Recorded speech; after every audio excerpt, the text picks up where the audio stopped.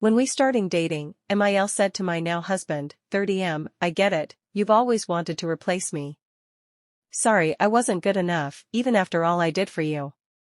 I was his first relationship, because of serious codependency, clearly.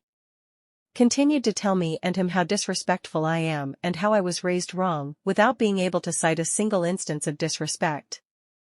When I've apologized for being disrespectful in the past and asked her to give me examples, she always says, we'll take about this later.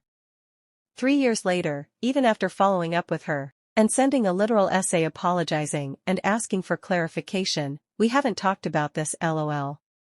Told my husband about 6 months in, completely out of the blue, just so you know, I don't think she's pretty. When we got engaged and saw her for the first time since, she wouldn't make eye contact with me or interact with me. Whenever I tried to start conversation, like complimenting her home, she would say to my fiancé, tell your little girlfriend or whatever to stop pushing. On the same visit, we were talking about the wedding and how a family member in another country couldn't make it. She had this evil smile and goes, he can take my spot. To this day, she insists she was kidding and that he's too sensitive. Had to postpone our big wedding to do COVID, he shared the news with her. Again, evil smile and goes, I'm sorry.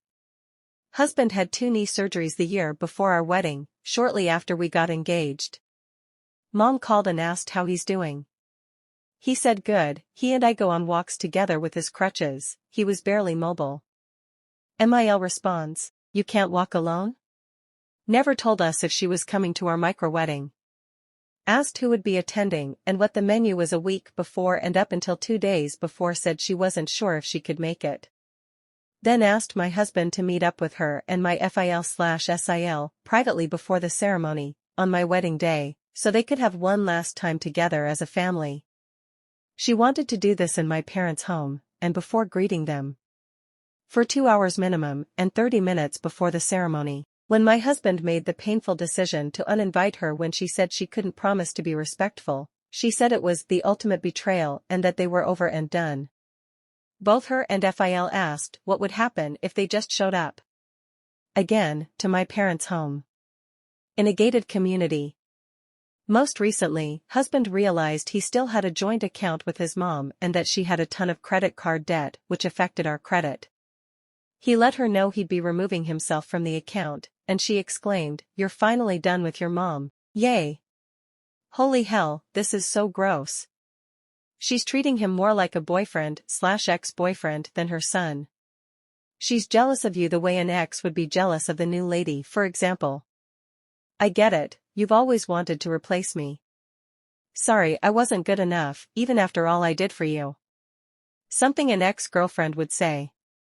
The ultimate betrayal and that they were over and done. Again, something someone says during a breakup. This is so puke-worthy, glad she was uninvited, yikes. She literally sees you as the other woman. It's so gross. She needs intense therapy to make her realize that her son shouldn't be her BF/husband. Context: for every holiday, my mother would ask the women in the family, my sisters, sister-in-law, my wife, my female cousins, to send samples of the desserts they plan to bring to the celebration for testing and to see if these desserts could make it to the food menu. My wife has been complaining about my mother deliberately rejecting every dessert sample she sent. So many times my mother has told her that she's being honest and keeping the guest's best interest at heart. Yet my wife still thought that my mother is deliberately excluding her since 2 of her dessert samples were rejected before. For this year's Christmas my mother is doing the same thing, but this time, she told every woman who are participating to make a cookie sample and send it to her for testing. My wife took it as a challenge, and to be honest she worked really hard to make a good sample, and sent it to my mother days ago, and the results just came in yesterday. I came home from work and found my wife upset. I asked what's wrong and she told me that my mother rejected the sample she sent and decided to exclude her baking from the food list menu for Christmas this year. I didn't know what to say, but she then told me she was backing out of the invitation to attend Christmas with my family. I was stunned when I heard her make this statement. I tried to talk to her, but she said it was done. I called her unreasonable to decide to bail on the whole family over some cookie sample that's just freaking crazy and quite unreasonable. We had a full-on argument about it, and she stated that my mother caused this, but I told her that my mother is pretty serious and careful about the food she offers to the guests since we are going to have relatives coming from all sides of country. She told me to stop mentioning it. Later I heard her cry despite telling her that her baking is amazing, and people have preferences, that's all. I tia for insisting that her decision was unreasonable. Info: if you're asking whose cookie sample made it to the menu, the answer is my sister and my 2 cousins. Info: few things to put on here. My wife wasn't the only one whose sample was rejected. We have Sil's brother's wife and my younger sisters. My mother did not force anyone to participate. It was up to whoever wanted to take part. This is just about the dessert since my mother tends to be very careful in this category. But for other types of foods, dishes, appetizers, salads, stuff like that is welcome, as she stated. Update: great. So I just got off the phone with my brother, and he told me that his wife is doing the same thing as my wife, and that she has decided to back out of the invitation to spend Christmas with family as well. Turns out my wife must be told her about her decision, and she decided to follow her lead. My brother is pissed, saying my wife is encouraging his wife to do this. I see that the problem has just gotten bigger now. Who knows? My younger sister might join in and decide not to go as well. I don't know how this got out of control so quickly. I guess we'll try to have a discussion with my mother about this soon and see how it goes. So, correct me I'm wrong, but for years and years, your mother has demanded that all the women, why not men too, in your family send in samples. For years and years, your wife has tried her hardest to appease your mother, had pushed herself to the limit, and has been left completely and utterly demoralized each and every time by a humiliating tradition enforced by the holiday tyrant. And, even worse, her shame was publicly put on display each and every year, as other family members would no doubt notice that, once again, her food was not chosen. Finally, after producing something she was unbelievably proud of, she was once again left embarrassed, and most likely deeply hurt, as she was deemed not good enough for yet another year. This is the straw that broke the camel's back, and she decides she has had enough of her humiliation, and that she will not give her cruel Mill the satisfaction of seeing her discomfort on such a big day. She makes a boundary that many would have made a long time prior, and her husband tells her she is unreasonable for setting up boundaries. Your wife has been telling you for years that your mother has been rejecting her. She has gone out of her way to make something good, and your mother's pretentious Christmas menu leaves her out every year. And now you can't understand why she's devastated and doesn't want to go to Christmas with the people who make her feel so bad. It sounds like you just said, "Guess my mother just doesn't like your cooking. Deal with it," instead of you dealing with your mother. What kind of Christmas requires samples to be sent for approval in advance for the menu? Your mother sounds controlling, and frankly I wouldn't want to go to family Christmas there either. I made a comment to my ex-husband when we signed our divorce, and his GF now accuses me of being the reason he didn't propose to her on Christmas.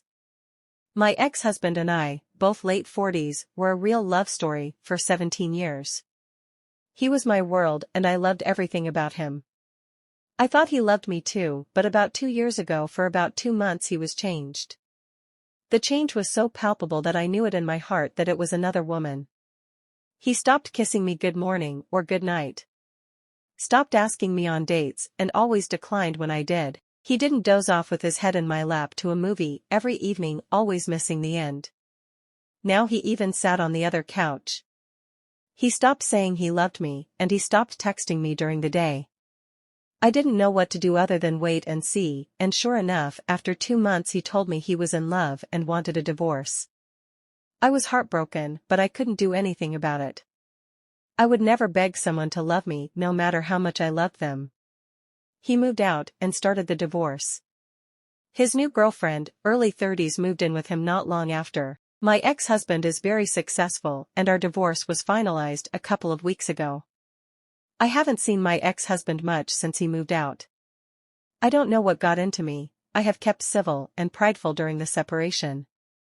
I was surprised that he was with his lawyer, because I thought he just signed and didn't need to be there. I signed, and then I looked at him for the first time in 2 years, and just without giving myself the time to stop and keep my dignity, I smiled and said that he now lost the last woman who he would know for sure ever loved and saw him for him and not for his money or assets. He was too smiling at first, probably relieved that I finally was fine enough to look at him again. He complained to our son that I never looked at him anymore. His smile faltered and turned into a shock, then he started crying. I was terrified of what I did and just left, almost running. I got a text from his GF this morning with many insults about me, my character, and my looks and age. Because he was supposed to have proposed on Christmas with all family present, but he didn't. He now refuses to talk about it with her or any of her family, and she means that it was my fault. I ruined their relationship. I blocked her, but I can't help but wonder if I really did ruin their relationship. I even wonder if I care. All I know is that he looked so old and pathetic. I wonder if I ever really knew him or loved him. You can't ruin something that was already broken. Let's be honest, if he was so sure in their relationship enough to end your marriage, a simple remark from you should have been brushed off. The fact that it hit him so hard means he had the doubts to begin with. LOL, she's the mistress, and it just hit him what he gave up and lost. Their relationship was based on adultery in the first place. She's just upset that he's having second thoughts and realized that he gave up a wife for a relationship that probably wasn't even going to last for very long, or one that he's not interested in investing for long term. You got that right. He's old and he just threw away everything he worked for because he's having a midlife crisis. My soon-to-be ex-husband humiliated me on our wedding day and met his karma instantly. It has been 2 days since my wedding day. I had already been with him for 4 years. 1 year of which I was engaged. It all started a few months earlier when I noticed my husband Jake watching prank videos. Among other things, these videos showed embarrassing photos of the bride being played on a projector in front of the whole room or the bride's face being smashed into the cake. I told him straight away that I didn't want anything like that at our wedding. He just laughed and said that he wasn't planning anything like that. I thought that was the end of it, but I kept catching him making strange arrangements with his friends. He suddenly wanted to choose the wedding photographer and the cake. I thought nothing of it and was just glad that he was helping me with the wedding preparations. Nevertheless, I reminded him the day before that if he did something like that, I would break up with him immediately. When the day of the wedding came, everything went smoothly until the ceremony. Until the moment came when the cake was to be cut. The whole room watched as I made the first cut and the photographer stood in front of us with camera in hand. Suddenly, I felt a hand on the back of my head pushing me face first into the cake. Not only my makeup, but the whole wedding dress was ruined and the whole room laughed, my husband the loudest. At that moment, the photographer took the photo and Jake said that this was now our wedding photo. I turned around, slapped him in the face, and ran out of the room in tears. Thank God karma didn't take long to arrive and came in the form of his own brother. I ran to the toilet and started crying when I suddenly heard loud shouting from the hall. It was his brother Frank. I could barely understand what he was saying, and when I left the toilet he was waiting for me. He told me that Jake had something to tell me. Jake was shaking and apologized without looking me in the eye. Frank told him to look me in the eye and apologize again. Even I was a bit scared of Frank at that moment, because I had always thought of him as a kind and gentle man. I had never seen him angry before. Jake apologized again and then Frank led us back into the hall, which was suddenly very quiet and most of our families looked down at the floor, a little embarrassed. The festivities were cut short and I was taken home by Frank, because I was too angry with my husband and I didn't want to see him. During the ride, Fran apologized for blowing up like that. He explained that my husband was horrible even back when he was a brother and used every special occasion to humiliate Frank.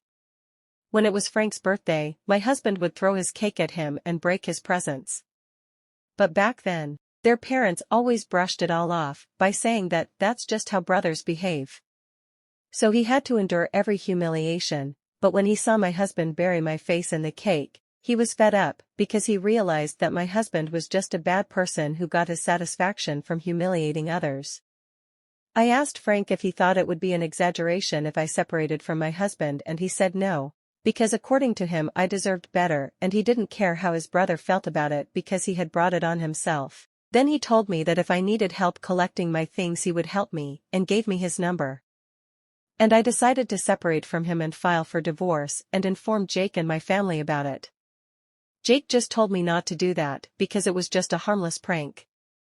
I was spammed by both his family and mine that it would be ridiculous to end our marriage over this. But I see it differently. If he does something like this to me, despite multiple requests not to do it even after promising he wouldn't do it, then I can't trust him. No matter what he promises me, I have to assume that the opposite can and will happen. And that he doesn't care at all how I feel about his decisions. This situation can be projected onto so many much worse situations where it would be important for me to be able to trust him. His brother Frank seems to be the only one who supports me now, and I will go through with the divorce.